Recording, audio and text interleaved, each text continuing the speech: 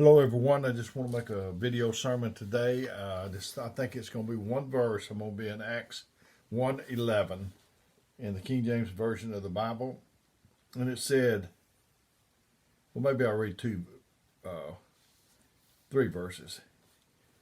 Acts 1:9 through 11. And when he had spoken these things, while they beheld, he was taken up, and a cloud received him out of their sight. And while they looked steadfastly toward heaven as he went up, behold, two men stood by them in white apparel, which said, Ye men of Galilee, why ye stand gazing up into heaven? This same Jesus which is taken from you into heaven shall so come in like manner as ye have seen him go into heaven. Why stand ye here gazing? That's what I want to talk about. We've got too many gazers. I did some series on different things, and right now I guess you call these the verses, VERSUS series. Today I'm going to be talking about the difference participants versus spectators, gazers versus people that's in the doing something. It says to gaze means to look steadfastly and intently. So you're not doing anything. You're just an onlooker. I want to ask you, in the game of life, if you permit me to term it that way, we're enrolled automatically. We didn't ask to be in this life. At least I can't remember anything about it, but I'm in here, and I'm glad I'm a child of God. But in this game of life, are you a participator? Or are you just on the sidelines merely looking on? You know, when you get invited to a meal, do you just sit there and watch the rest eat? Or do you dig in? Myself, if it's good, I'm going to dig in. Just looking at it's not going to help you any. I've explained to you that whenever I come home in the afternoon, if my wife's got my favorite meal, which consists of pinto beans, fried potatoes, and cornbread, the first thing I could do, I could smell it as I come to the door. I thought, man, she got something good. And then the next thing probably is I could see it on the stove. And if she got those fried potatoes, I can hear them popping in the pan. I could even go over there and pick up a potato with my fingers. But when I see it, smell it, hear it, touch it, I'm not full. My little girl, she's grown now, got grandkids, but Sister Tiny Gaines, when she was little, she'd ask her mother, said, Mother, Mama, can I eat these potatoes with my fingers? She liked to do that. And she'd say, if we got company, you can. If we don't have company, if it's just me and Daddy and your brother, you can. So none of that's made me full. The only thing is when I get up to the table and I start raking it in and start tasting, that's what helps me. I see people without an appetite, and it's such a sad thing. Do you no good being a spectator and eating. Teacher, I remember when I was in school, the teacher called roll, call my name and other people's names. Some would say present, some would say here. I might have told her here. I might have told her present. I usually said here. I might have told her here, but that didn't mean my mind was there at that location.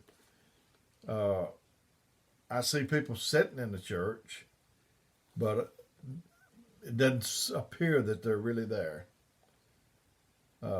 We got stained glass windows at the church. I've got a window right here. I can see out of it. But at church, you can't see out of it. If you could, some people would be looking out the window like we did at school. We looked out the window. We watched airplanes or birds or something moving outside. But in church, I see people. They're not participating. Their mind is not on the subject. They're fiddling with a songbook or playing with a baby. Their body is there, but their mind is somewhere else. Participants versus spectators. My brother, he used to have some sayings. I really liked them. The one that passed away this past August. And he said, you can't get in the game without a uniform. You might try to get in the game, but they know who the members of the team are. You've got to have the Spirit of God to get in this game. and that spirit knows the difference and knows whether you're on the team or not. Uh, you can use all your senses while eating, but if you don't taste, as I said a while ago, you get no good at it. A ship in the port is safe, but that's not what ships are made for. You know, you can have that ship in the port and it can be clean, it can look pretty, but it'd be better for a dirty ship out in the water doing what it's intended to do than one sitting in a harbor. You know, if you're in life, you can say, well, I'm afraid I get hurt. I'm afraid that this or that. If you don't get out in the, you're gonna get hurt. But if you don't, you're gonna come down to death, and might be in good shape, but that way. But you won't with God. If you want to play a game, go to where it's played. Find out a way to get in. Things happen when you get in the game. Go to church. And I've just always had the mind that if I can't be, some people, if they can't be the lead dog, they don't want to be in the race at all. I just want to be in there. I'm so thankful God made me, called me and sent me to be a minister. But if not that, before I was a minister, I was working and trying to help somebody. There's not many people that claims to be a child of God. Some won't glorify Him, but somebody that is desperate, they're a participant, and they will glorify God if they have to. They may step right on your pocketbook. Some people you never hear from them. And I know people that I've met on jobs and things like that. If you pressed them and said something about, are they a Christian, they'd say, well, I hope so. This is too important to hope so. Some people tell you they are, but you never see it in their actions. You never see it in their life. They may belong to the church, but outside of that, you can't see the evidence of it.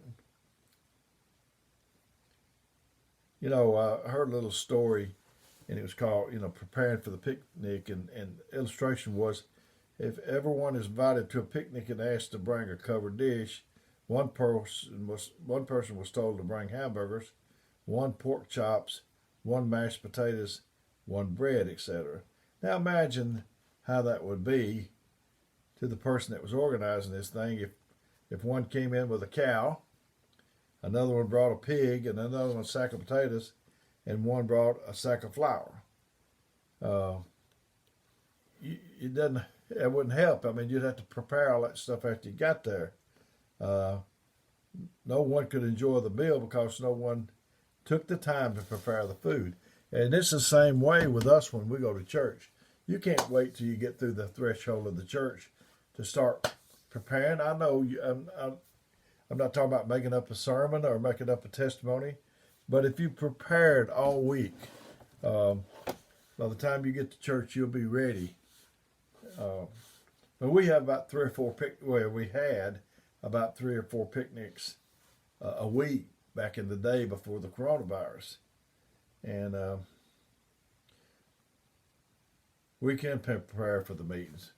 If we've loved everybody, if we've been humble, if we've tried to help people, call about people, when we get to church, we can't hardly wait to do our part. I'm not afraid to die. I've told you that before. But I am afraid of dying before I get what I need done.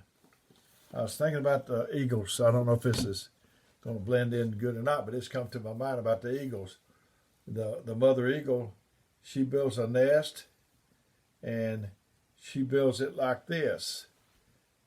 Cushy on the inside, and the sticks are sticking out. And she's got the young in here, and it's cushy. And she goes and they go get the food, and they bring it back. The little eaglet doesn't have to do anything. But after a while, the eaglet is eating, and it's getting bigger and bigger, and the nest is not getting any bigger. And she turns the sticks from this way back to this way on the inside. Now the sticks are poking the eaglet, and it's bigger, and the nest is getting smaller, and he's got brothers and sisters or whatever, and so he has to leave the nest. And that is the way it is with us. I talked to our church about playing offense and playing defense.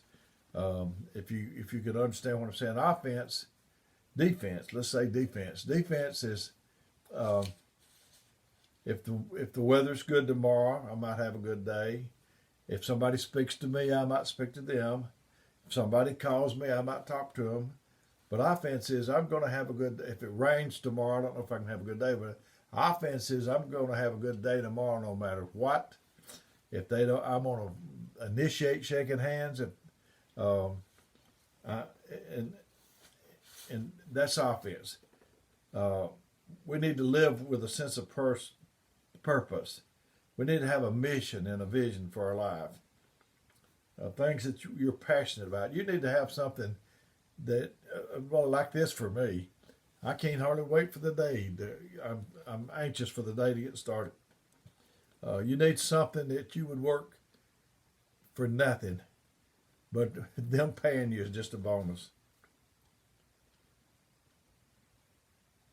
But there are things that we shouldn't participate. We shouldn't participate in participation in church is what I'm talking about. Onlookers and participants. But we shouldn't participate in talking about people. We shouldn't participate in negative thinking or negative talking. We need to be involved in service, though. In 1 Timothy 3:1-3, it said, "This is a true sin. If the man desire the office of bishop, he desire for good work. A bishop must be blameless, the husband of one wife, vigilant, sober, of good behavior, given to hospitality." I believe in that. Apt to teach, not given to wine, no striker. To move up in the offices of the church, you can't be a striker. Something don't suit you, and you just cross your hands and blow up or puff up or whatever you want to call it. God can't use that kind of person on his team. He needs somebody that's going to not be he's going to be a participator and not a spectator. Went a little longer than I meant to, but this is an important subject.